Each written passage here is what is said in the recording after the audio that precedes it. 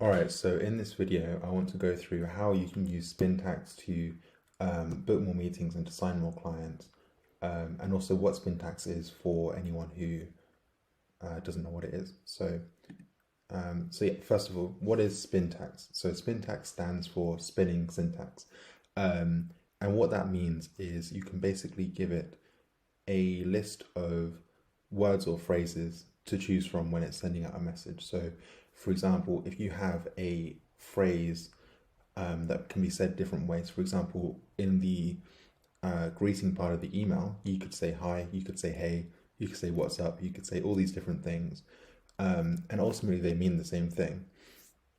But and again, we'll get on to why you would want to use it. But if you can give these different variations, then it helps when you're sending out these emails, and it's not all saying the same thing.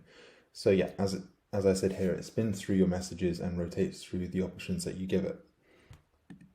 And then yeah, so why you should use Spintax. So firstly, it helps with deliverability. So if you think about sending the same message or the same email from the same inbox every single day, especially if it's at a higher volume, you're much more likely to be sent to spam. Whereas if you can variate the message just a little bit, you kind of have a little bit more leeway with the spam filters, then you're less likely to be sent to spam. The other thing is that you can test small variables and small tests. So if there's any significant thing that you want to test, like something that's completely different, then you should have a completely different email copy, or in sending tools like Instantly, there's like A/B testing. So yeah, you should have a completely different body copy for that. But when it's testing small variables, for example, the difference between offering 40 or 50 leads, you don't need to make a whole new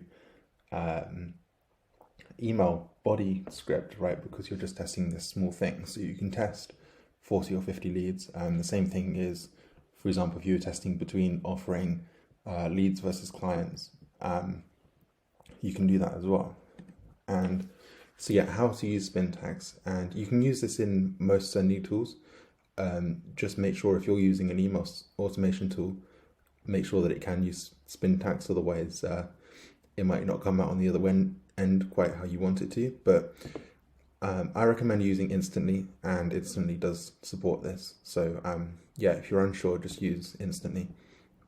And it works similar to how you use a merge field, such as like someone's first name, company name, a custom first line. So you use these kind of curly brackets here, and then you put the Spintax in here. But the way you give the different options is using this line here as a separator. So for example here, you can see these curly brackets, and then you have hi and hey John.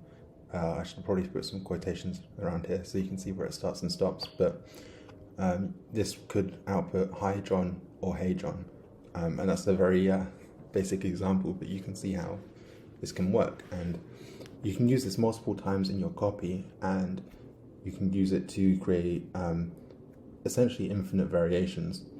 And so what I wanted to show you was a tool called spin.me.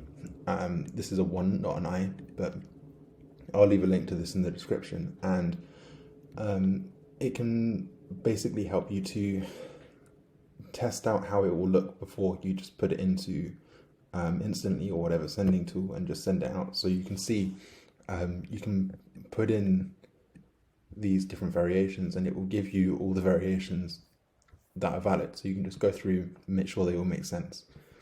And again, you can see here that it really is essentially infinite. So even with this small number of options or number of Spintax in here, this results in 576 different variations that can be sent out.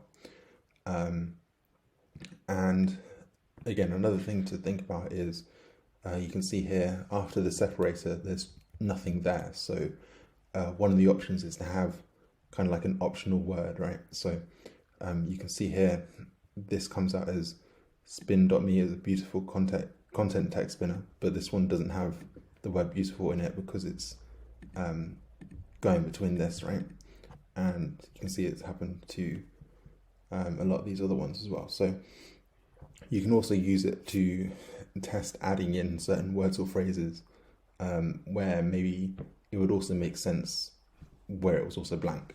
Hopefully that makes sense. So yeah, I recommend using this tool before you send it out. The only thing to remember is in Instantly, you do need to have 2 of these curly brackets for it to work, whereas on here it's just 1. So just keep that in mind in case you wanted to just copy and paste it. But yeah, this is helpful just to see and make sure that all the variations make sense. And yeah, that is it. Thank you for watching.